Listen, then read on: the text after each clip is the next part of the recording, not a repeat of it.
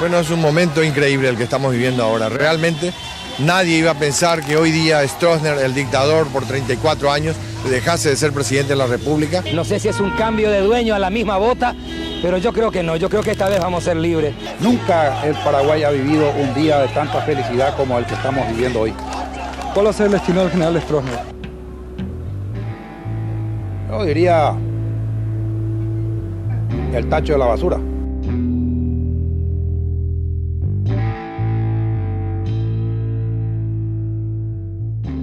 Hace 32 años, a través de un golpe de Estado, las fuerzas militares capturan al presidente Alfredo Stroessner y logran su renuncia. Con este suceso finaliza la dictadura más larga de Sudamérica y Paraguay recupera su camino hacia la democracia, inaugurando una nueva etapa en su historia nacional. Mi gobierno propondrá las modificaciones pertinentes del ordenamiento legal correspondiente. Pienso que para que los derechos humanos sean una realidad y no una simple expresión de deseo, debe existir una democracia auténtica, no solamente despachada o meramente legal, en la que exista una justicia fuerte e independiente. Con la llegada de la democracia, los paraguayos recuperaron sus derechos políticos. El país experimentó el mayor crecimiento económico de su historia y logró dar pasos importantes en su integración al mundo.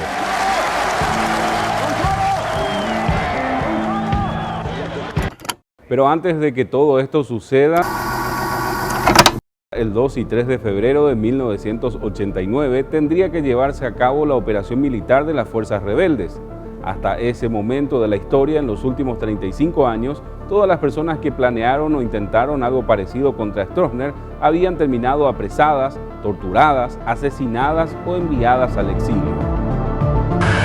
Sugiero, reitero y solicito de manera imprescindible que Carlos VII da su caramelito, que Lance no vaya, no tenemos que perder tiempo, es imprescindible eso, Carlos, yo le digo a Podana, solo que no lo voy a decir por radio, correcto, que largue, hasta que salga el hombre a pedir rendición, cambio. Los militares rebeldes sabían que si el plan contra el dictador se filtraba o fracasaba, sus propias vidas estarían en juego. Como que estoy haciendo protección en ambos frentes, necesito su aproximación. Ya está definido el objetivo principal. En Tierra de Nadie dedicaremos el programa a explorar lo sucedido en la noche y madrugada del 2 y 3 de febrero. Hablaremos con historiadores, con personas que formaron parte de ese suceso histórico. También nos interesa saber qué saben y qué opinan los jóvenes de la historia reciente del Paraguay, como un sondeo que nos permita explorar cómo estamos en esta materia.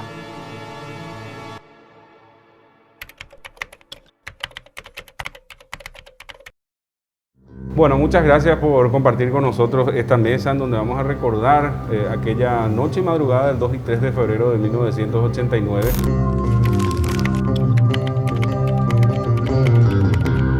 Muchos de los que están viendo este especial a través de este canal, que va dirigido principalmente a jóvenes y adultos, ya no recordarán lo que ocurrió, en algunos casos ni siquiera vivieron toda esa época de la dictadura y también de la llegada de la democracia a nuestro país. Hoy invitamos a dos historiadores reconocidos, a Jorge Rubiani y César Cristaldo, para hablar acerca de lo que ocurría en aquella fecha hace exactamente 32 años. Cuando se haga ese enlace, vamos a necesitar a Carlos VII, factor desmoralizante, y por lo menos vamos a evitar bajas a nuestra tropa, que es lo prioritario, y no la de ellos, ya que no quieren hacer la rendición. Gracias por estar con nosotros y sin más preámbulo vamos a consultar. Ya se conocía en aquella época la posibilidad de un golpe de Estado, ya había rumores que estaban circulando en la sociedad. ¿Cómo es que llega a ocurrir aquel suceso? Bueno, gracias por la invitación antes que nada, y más que conocer, la gente soñaba con ese momento.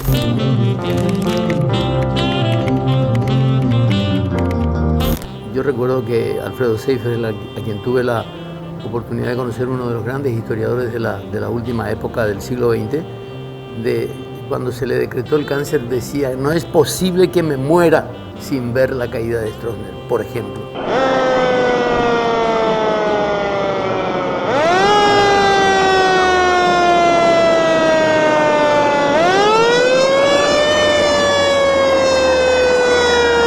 Y ese era más que un deseo, un sueño. Y probablemente muchos estuvieron enterados de lo que estaba pasando. Después del golpe todo el mundo decía, sí, yo sabía, yo esto, yo lo otro, o yo tuve participación en tal o cual reunión. Pero muchos de nosotros no sabíamos absolutamente nada. Y sucedió que nos sorprendió el golpe cuando estábamos en actividades sociales.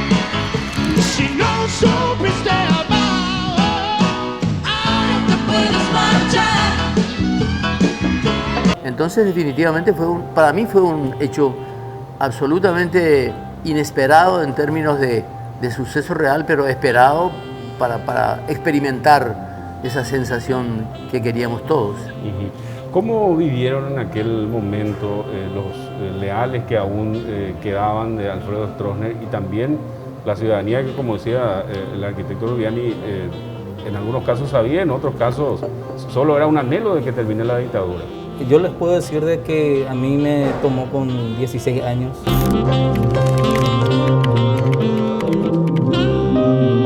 Estaba en el servicio militar, estaba en la Armada. Estaba bajo el comando de Carlos VII, el vicealmirante Eduardo González Petit.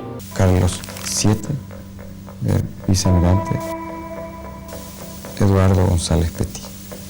Carlos, así es y será siempre nuestro comandante en jefe, el general Andrés Rodríguez. Adoptamos el nombre de Carlos porque era sencillamente un nombre claro, un nombre corto. Y nosotros prácticamente no estábamos absolutamente enterados de nada. Como 3 de febrero en aquel tiempo era feriado, nosotros estábamos preparándonos para salir de Franco.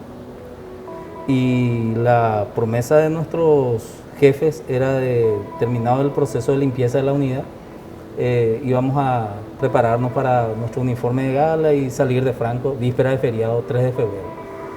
Sin embargo, a las 6 de la tarde iba transcurriendo la hora y no había la orden de salida de Franco, lo que nos llamó poderosamente la atención. Ya esa tarde se notaba el movimiento de personas civiles, específicamente familiares de los oficiales aquí de la Villa Militar, porque aquí en la Villa Militar viven mucha gente, familias de oficiales y compañeros, y como que ellos ya estaban enterados de lo que iba a ocurrir esa madrugada. Y vino la orden de cena a pleno sol, 6:30 de la tarde, 7. Jamás nosotros habíamos cenado a esa hora. Imagínate un Saporó a las 6:30 de la tarde con el calor. Y tuvimos que cenar a esa hora. Y con respecto a tu pregunta, yo creo que poco o nadie del entorno del presidente Stroessner estarían al corriente de lo que se estaba pasando, si no iban a pasar la información al presidente y se iba a tomar las medidas correspondientes.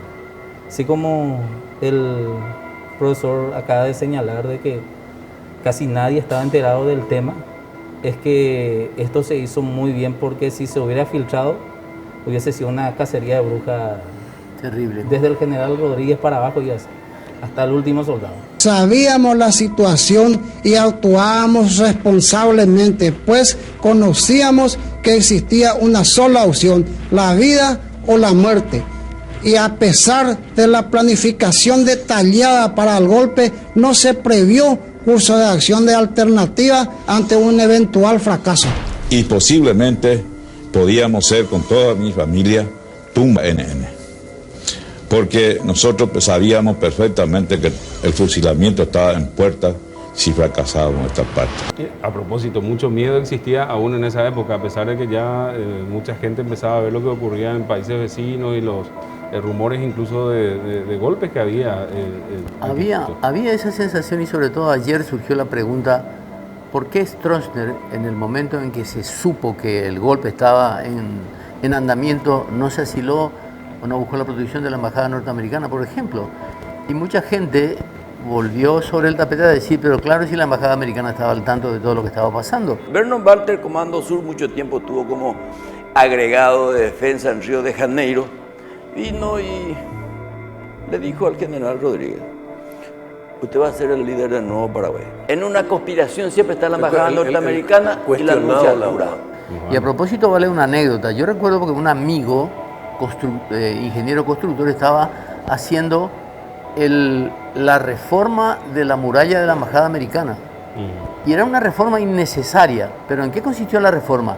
En cubrir la muralla que existía con un concreto de doble armadura hasta la más alta altura posible, y cuando terminó ese concreto y el revestimiento correspondiente de piedra que está hasta ahora, el golpe vino.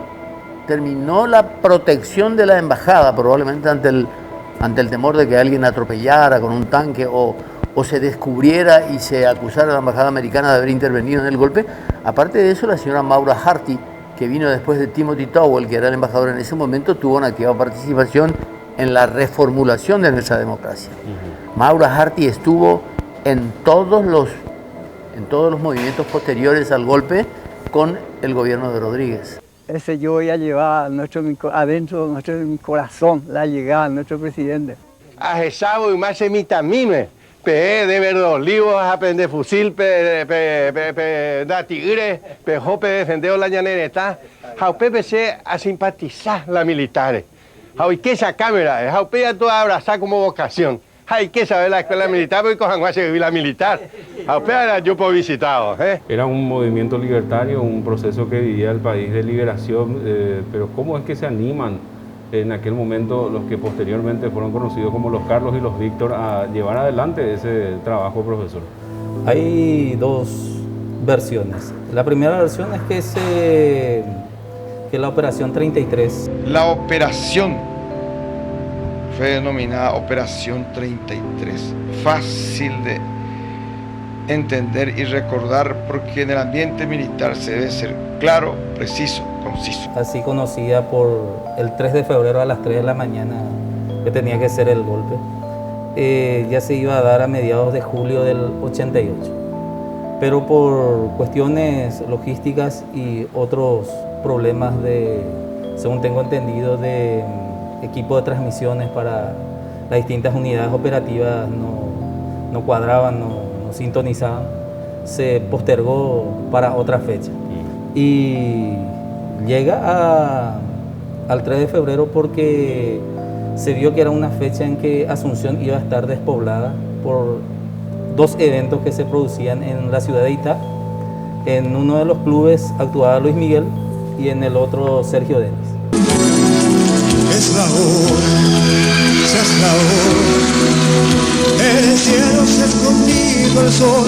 Y la juventud asuncena y la gente un poco mayorcita iba a estar en ambos conciertos y se iba a aprovechar esa variable para que efectos colaterales menores puedan producirse. Aparte de que San Bernardino estaba en temporada alta, mucha gente estaba en San Bernardino también. Sí. Ahora, eso que está comentando, profesor, y disculpe que le interrumpa, es fundamental, ¿no? Porque se eligió la noche de la Candelaria, la madrugada de la Candelaria, como para iniciar todo este proceso democrático. Sin embargo, muchos hablan de que se conoció la historia ya en el día anterior y que el propio Stroessner fue avisado de esa circunstancia.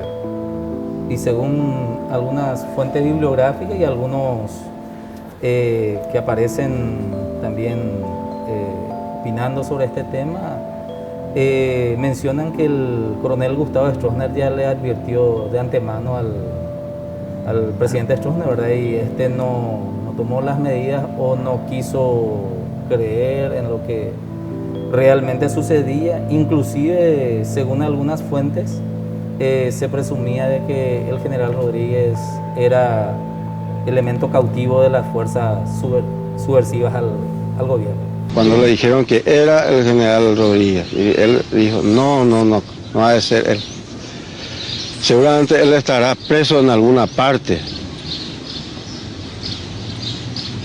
Dígale al general, que le diga a alguien al general Lino Oviedo, que le busque y que le diga, que le busque al general Rodríguez en cualquier parte donde esté, a cualquier precio que le defienda, al que les saque de donde esté. Poco se habló de las víctimas en todo este tiempo.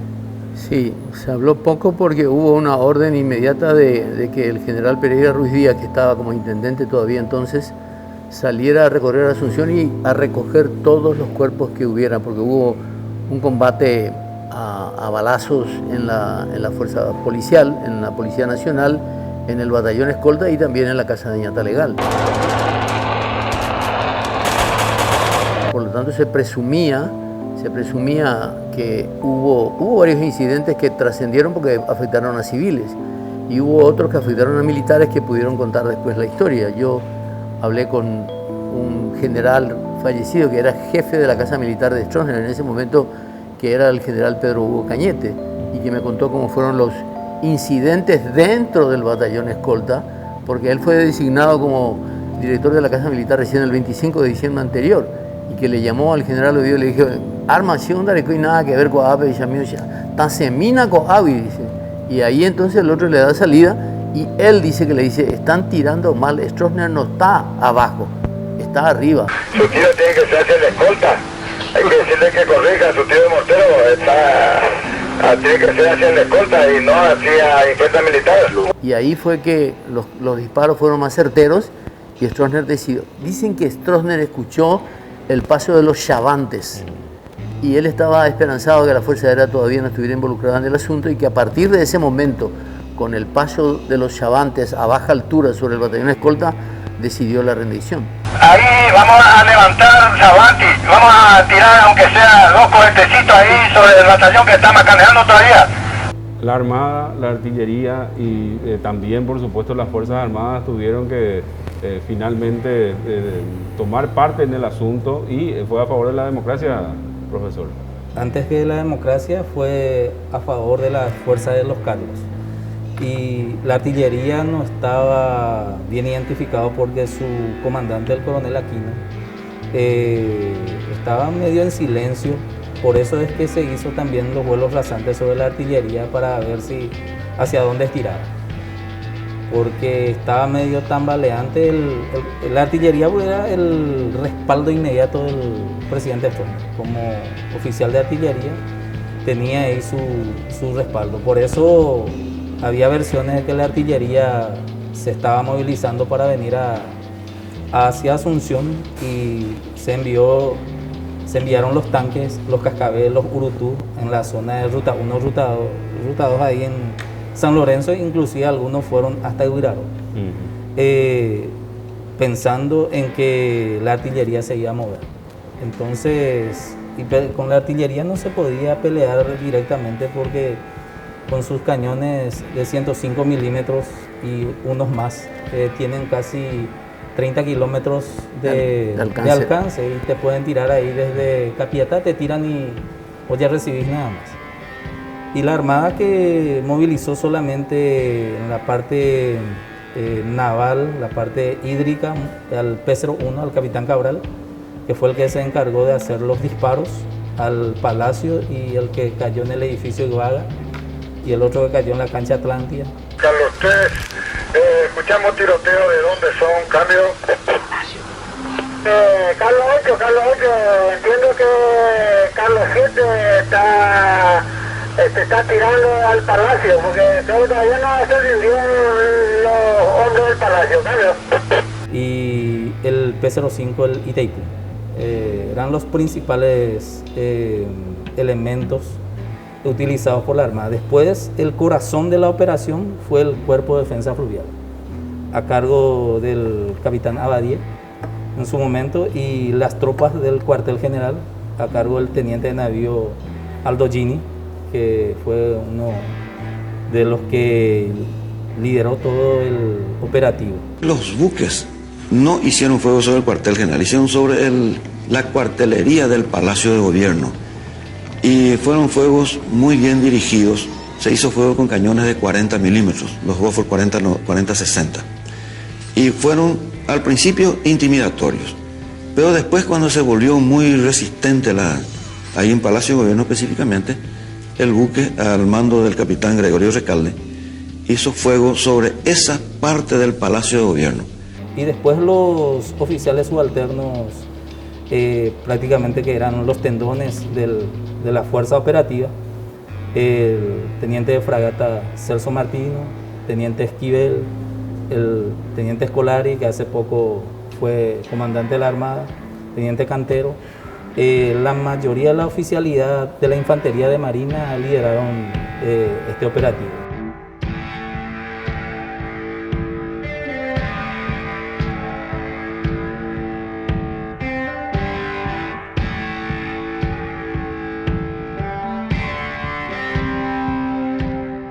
Alguien me dijo un día que no hay por qué decir en mis canciones lo que pensé, que ya todo ha cambiado, que aquello fue, y que hablar de libertad es estupidez. En una mañana de misa de rey, Pedro no fue testigo del cambio aquel. Se volteaba la estaca de la opresión que el país tenía clavada en el corazón. Libertad, utopía de mi pueblo, mi gente y fiel. Despertar de una conciencia sana por la igualdad. En un primer instante, nosotros veíamos la descomposición social, económica, cultural y moral del pueblo paraguayo. Entonces, a impulso de ese mismo pueblo, nosotros, gran parte de las Fuerzas Armadas en aquel entonces, mucho antes de febrero, hemos decidido conformar una gran fuerza que podría llevarse a cabo un movimiento para traer al pueblo paraguayo la libertad y la democracia tan largamente acariciada y anhelada por el pueblo.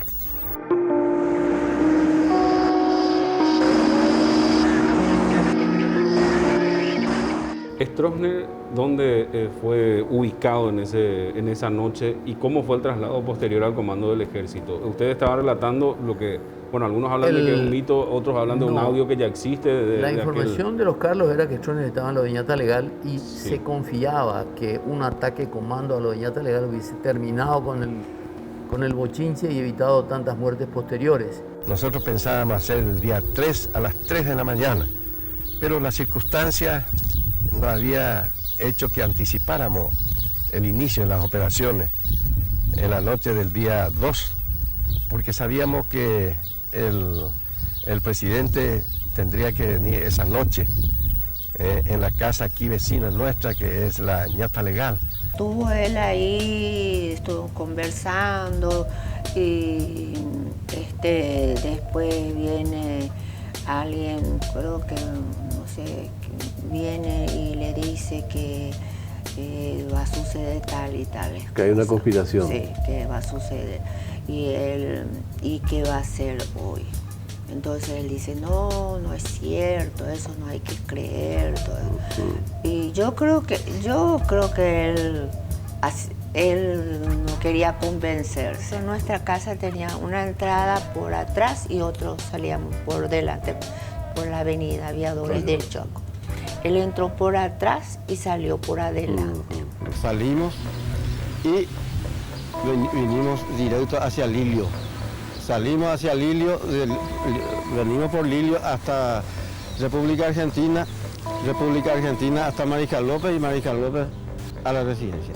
Estoy seguro que si hubiéramos conseguido realmente realizar esa operación de detenerlo ahí en esa casa, esa noche, yo estoy seguro que no hubiera existido ninguna pérdida de vida ni derramamiento de sangre, porque no hubiera habido necesidad de hacerlo, porque lo habíamos tomado a él tranquilamente. Se utilizó un trasganado como medio de disfraz y era poco maniobrable y agarró, al girar sobre Aviadores, agarró la cuneta y tumbó. Y ahí murieron algunos soldaditos de la caballería producto de ese accidente.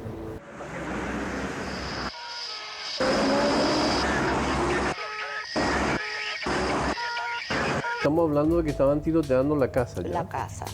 y habían 2 tanques de guerra dentro del patio. Yo miré así en el frente, se apagaron todas las luces y bueno, entonces le llamé a él y le dije, mira, acá no sé qué está pasando, pero están invadiendo la casa. Y me dicen, quédate tranquila, voy a mandar la guardia. Es cierto, teníamos siempre guardia en la casa, pero él me dijo con su término, me dijo, voy a reforzar la guardia. Y al ratito vinieron llegando y ahí empezaron el encuentro entre ambas partes. ¿Cuántos soldaditos murieron en el patio de su casa? Bueno, yo no sé, yo no conté cuánto, pero ahí yo lo que he visto eran como 11 muertos. Bueno,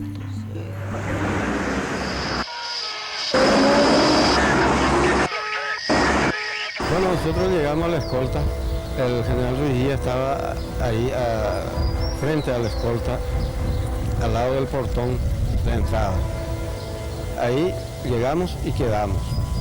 Se le acercó ahí el general Ruiz y le dijo, mi general, acá la escolta no le ofrece ninguna seguridad, me dijo. ¿Por qué no vamos al comando en jefe? Es más seguro. Una vez conquistado el regimiento escolta, de por sí ya perdía toda posibilidad de poder el general Stroessner.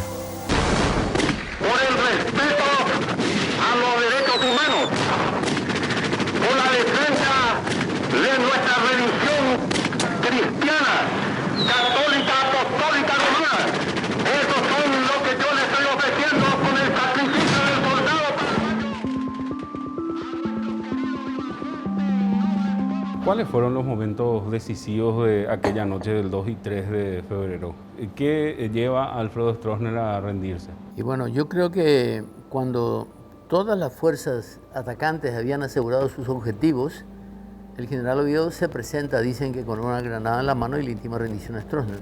Acá ya se rindió. El presidente y su familia están con el coronel Oviedo.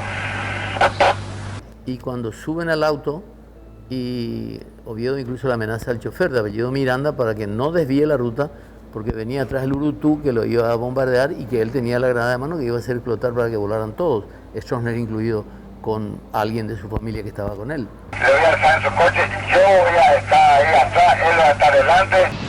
Delante estaba ubicado el chofer Miranda, la señora Graciela, la señora Pachi, detrás el general Stroessner hacia el lado de la ventanilla, en el medio con Stroessner, yo a la derecha. Recibimos una orden o un llamado de que se necesitaban un cascabel y un Urutú, o sea, 2 tanquetas, para escoltar a Stroessner hasta la caballería. Fue cuando recibimos las órdenes de Lino Oviedo, lo cual yo pude apreciar mucho, o sea que, no sé, me hizo sentir muy grande, digamos, en el sentido del tono de voz, el tono de mando que hizo, que fue que él iba a ir dentro del auto con Stroessner, que si ellos pasaban 40 kilómetros por hora, que le metíamos bala, con él y todo adentro. Le dije, usted, si intenta escaparse, vuela la granada y también los cañonazos y volamos todos. Así es que en ese momento Rodríguez propala su famoso mensaje. Habla el general Andrés Rodríguez. Queridos compatriotas, apreciados camaradas de las Fuerzas Armadas, hemos salido de nuestros cuarteles en defensa de la dignidad y el honor de las Fuerzas Armadas, por la unificación plena y total del coloradismo en el gobierno, por la iniciación de la democratización del Paraguay.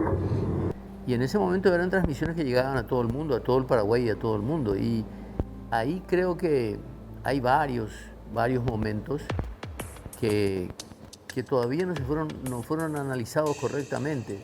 Porque hubo un historiador extranjero que dijo, ustedes no hablan de Stroessner, ustedes hablan de Stroessner en términos de adhesión o de reprobación, pero no analizan el fenómeno en toda su complejidad. Y fundamentalmente ese análisis es necesario para proyectar un futuro diferente, para que ustedes no vuelvan a cometer el mismo error que es lo que estamos haciendo. Mario Abdo Benítez es el nuevo presidente de Paraguay. El candidato del gobernante Partido Colorado, hijo del secretario privado del dictador Alfredo Stroessner, se impuso en las elecciones del domingo. Fue abordado respecto a el 2 y 3 de febrero en particular. Porque se va a cumplir el aniversario de Ciudad del Este, vamos a estar por ahí. Y nosotros ya pasamos 32 años, es hora de que terminemos el pro-estronismo, el anti-estronismo en beneficio de pensar en la patria y de que si hubo cosas malas no se repitan y que si hubo cosas buenas que hay que hacer, nos pongamos a hacerlas, sin dudar ya, porque ya no hay tiempo, no tenemos tiempo y la sangre derramada en toda la historia anterior de la patria merece que seamos un poco más responsables. Ahora que somos más conscientes de lo que ha pasado y de lo que puede pasarnos, seamos un poco más responsables.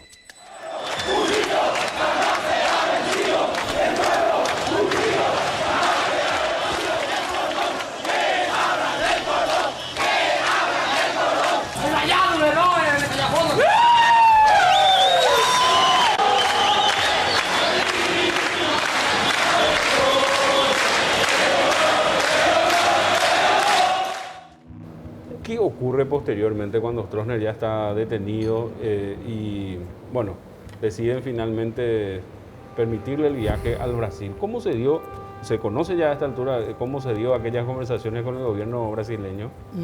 No, yo no creo que haya habido, siempre hubo una predisposición del gobierno brasileño de ubicarse justamente a contramano de los deseos del pueblo paraguayo. Eso históricamente se dio siempre con el Brasil. ¿No cambió mucho con esto tampoco? No, tampoco. Yo creo que, pero la cosa pasaba por otro lado.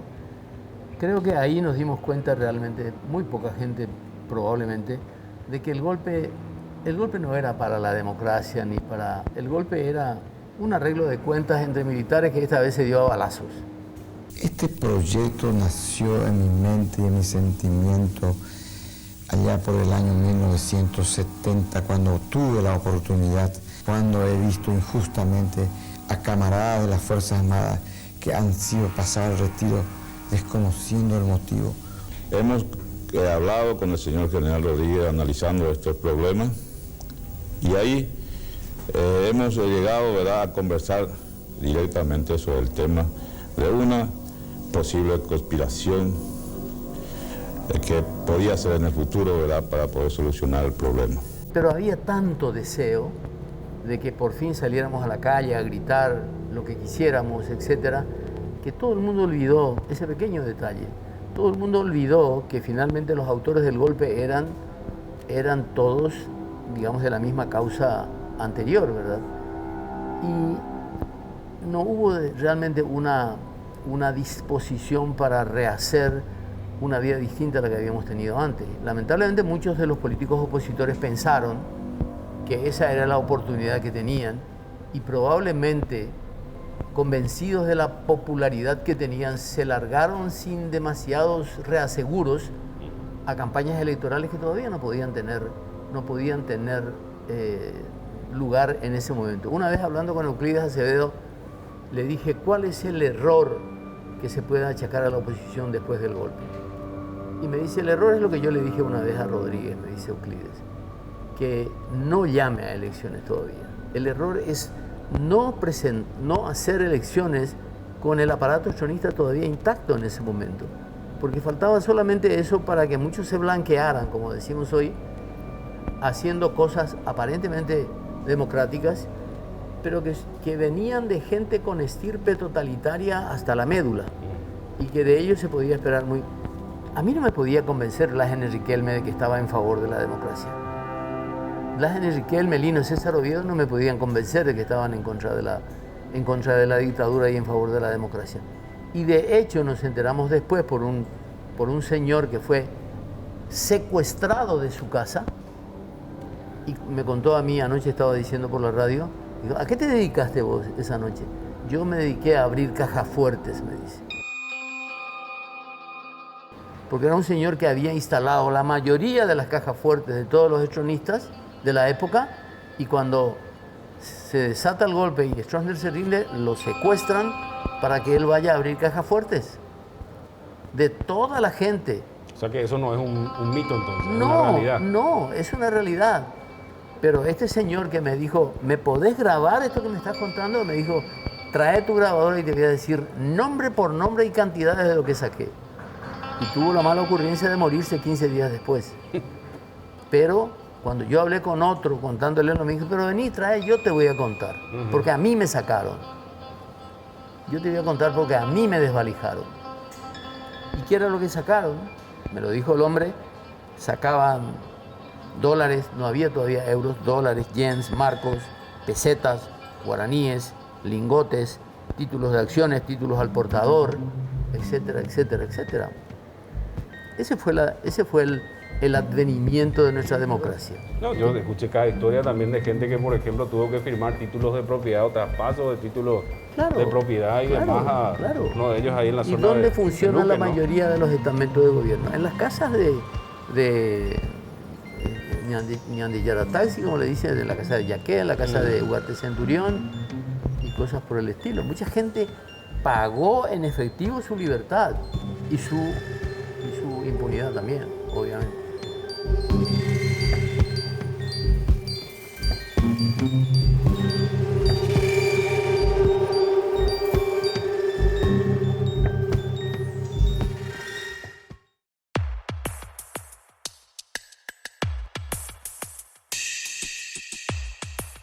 Sigue siendo una cuestión de análisis también, profesor, la democracia en sí y los efectos que pudo llegar a tener la impunidad en todas estas personas, ¿verdad? Y la verdad que nosotros no tuvimos en los papeles una especie de ley de punto final que en la Argentina se implementó. La decisión política del gobierno de investigar judicialmente las violaciones a los derechos humanos. Es así que estamos enviando al Congreso de la Nación un proyecto de ley que permita en el menor tiempo razonable liberar de sospechas a quienes a más de 3 años de iniciadas las investigaciones no hayan sido considerados formalmente sospechosos por los jueces. Pero más o menos acá, sin necesidad de eso, hubo muchos actos de impunidad y quedaron pendientes muchas cosas.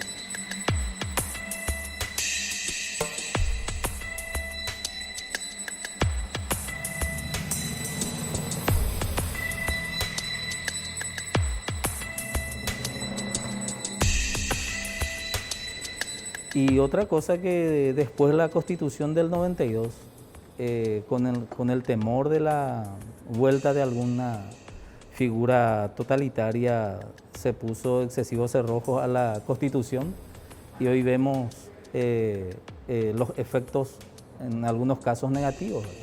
Si los Estados Unidos de América tienen en su Constitución la posibilidad de la reelección, en nuestro país se puso eso para evitar que algunos quieran perpetuarse en el poder.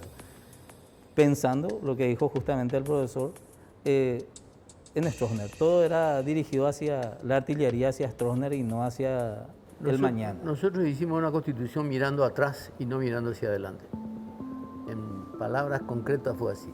Constitución que hasta hoy continúa trayendo problemas a la clase política. Problemas porque creamos una complejidad tal al Estado, de tal forma que pareciera que todos desconfían de todos y todos tienen que participar en designaciones que no le competen. Por ejemplo, resulta que teóricamente hay equilibrio de poderes, pero categóricamente el Poder Legislativo tiene una supremacía total sobre los dos restantes poderes, porque ellos se controlan a sí mismos, pero a la vez pueden controlar a los demás poderes y pueden incluso fiscalizar y deponer a los componentes de los demás poderes. Entonces, ¿de qué igualdad, de qué equilibrio de poderes podemos hablar? La figura del juicio político ya fue usada en Paraguay. El entonces presidente Fernando Lugo fue obligado a dejar el poder de manera abrupta en 2012. Se declara culpable. Y su historia no solo amenaza con repetirse, sino que él quiere ser protagonista. Su partido de izquierda, Frente Guazú, es uno de los que buscarán en el Parlamento que Abdo Benítez corra con la misma suerte. La última palabra la tiene un legislativo que hace 7 años ya demostró que tiene el poder.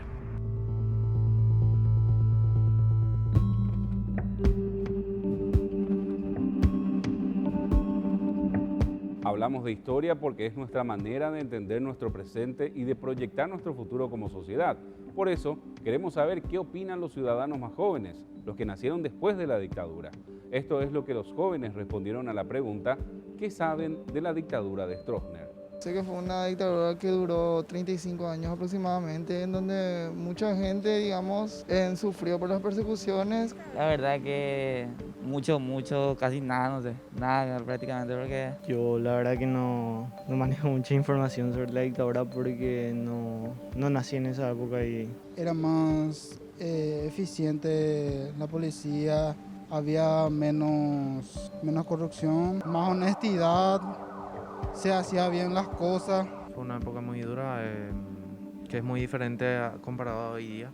Que era tipo una época muy complicada donde la gente le tenía miedo. Que fue un dictador, el dictador de Paraguay, que mucha gente murió a consecuencia de su dictadura, que mucha gente sufrió y que hubo miles de desaparecidos durante su dictadura. Primeramente preguntamos qué saben de la dictadura de Stroessner y ahora preguntamos qué opinión tienen de ella. En la forma de gobierno no estuvo bien, digamos, con el tema que tenemos en la actualidad. Digamos que ojalá no vuelva a suceder nunca eso en el país. No leí nada sobre su dictadura, ¿entendés? Me sorprende porque hoy en día tipo vivimos otra época y no jamás pasaría esas cosas, por ejemplo. La dictadura en sí es algo erróneo. Comparando ahora el gobierno de Stroessner, es mejor el que era de él. Es imperdonable el sufrimiento que le hizo sentir a la población paraguaya. Finalmente preguntamos si les parece importante que se conozca más sobre esa etapa de la historia del Paraguay. Estas fueron las respuestas. Y me parece que sí, porque tenemos que saber la historia del país también para saber en qué podemos volver y en qué ya no debemos volver nunca más. A mí, por ejemplo, me interesaría saber, ¿verdad? Pero como que no es que leo mucho. La verdad sí, porque no se puede esconder mucho tiempo algo que se tiene que saber algún día. Yo creo que sí, porque hay mucha gente que no conoce. Obviamente deberíamos conocer todo lo que era la vida de antes con el presidente. Para no volverlo a repetir y para que la gente se dé cuenta de que no es bueno.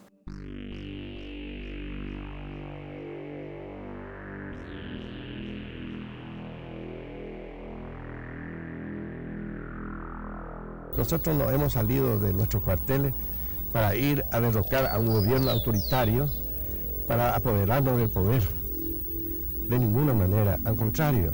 Nosotros creo yo que en el mundo entero se reconoce que las Fuerzas Armadas Paraguayas ha sido el único, en el caso de que haya salido de sus cuarteles, a hacer una acción bélica para traer como consecuencia la libertad y la democracia al pueblo paraguayo. Lo más visible fue que Stroessner no fue preso, no fue enjuiciado, no respondió ante los crímenes de lesa humanidad que se le atribuían y se le dejó ir. Se le dejó ir y con absoluta impunidad y con absoluta tranquilidad y con el goce y uso de toda su riqueza, sin ningún problema. Nadie más de la familia Stroessner trabajó, aunque sea para mover un ladrillo. Entonces, yo no sé si creo que hubo una autoconcesión de facturas de parte de los Carlos o de los golpistas, en el sentido de que nosotros le libramos al pueblo paraguayo, entonces ahora vamos a hacer lo que queremos. Eso por un lado. Pero yo creo que hay una cuestión todavía aún más seria en todo esto, que es que una dictadura, aunque haya sido una buena dictadura, promueve una inmovilidad absoluta en la sociedad. Nadie más evoluciona, nadie más crece, nadie se expone a una competencia, nadie más asciende o deja de ascender. Estábamos hablando de que Brites Borges estuvo no sé cuánto tiempo de general. Cuando yo ingresé en la escuela militar, tenía 15 años, en el año 1955, Francisco Brites ya era general.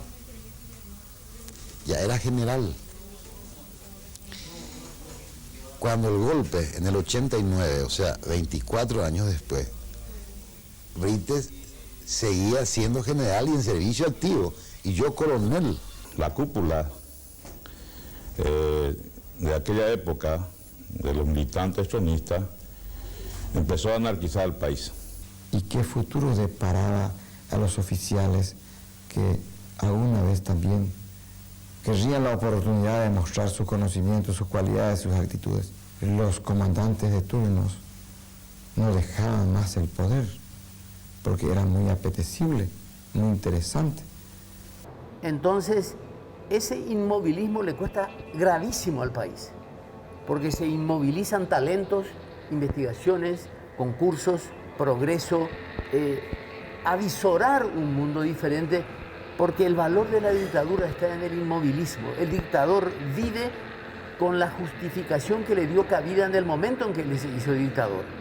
Stroessner usó siempre el emblema paz y progreso porque se amparó en la historia patria de revoluciones y violencias para legitimarse. Y eso es lo más grave y que nos hemos sabido aquilatar todavía. Y lamentablemente seguimos ese mismo camino, lamentablemente. ¿Hubo algún cambio después del 89 y un advenimiento real de la democracia? Porque muchos hablaban de que el gobierno de aquel entonces era el stroessnerismo sin Stroessner.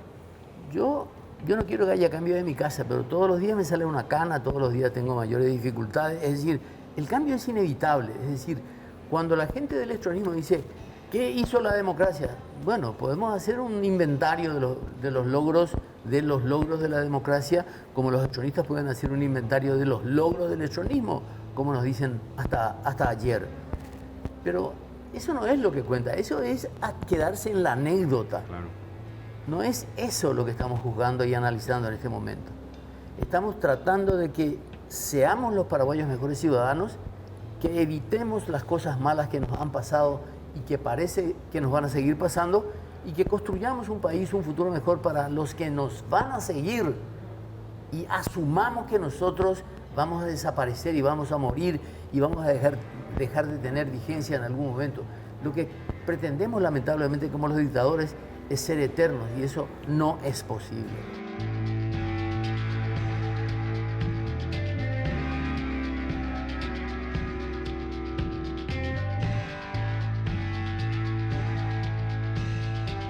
Gracias por acompañarnos hasta el final de este programa. Agradecemos a las personas que hicieron posible este espacio, a los invitados que nos acompañaron y también a los jóvenes que se animaron a responder las preguntas. Un 2 y 3 de febrero, hace 32 años, los paraguayos recuperaron su democracia. En esta edición hemos explorado algunos de los momentos que marcaron esa fecha y varias preguntas e interrogantes sobre lo que implicó ese suceso. No basta un solo programa para un tema tan complejo. Sin embargo, cada vez que repasamos la historia, notamos que podemos extraer lecciones que nos ayuden a dimensionar lo que tenemos o lo que alguna vez perdimos y lo que no tenemos que perder. Siempre es oportuno en estos casos mencionar una frase llena de sentido y de significado que da mucho que pensar. El pueblo que no conoce su historia está condenado a repetirla. Buenas noches.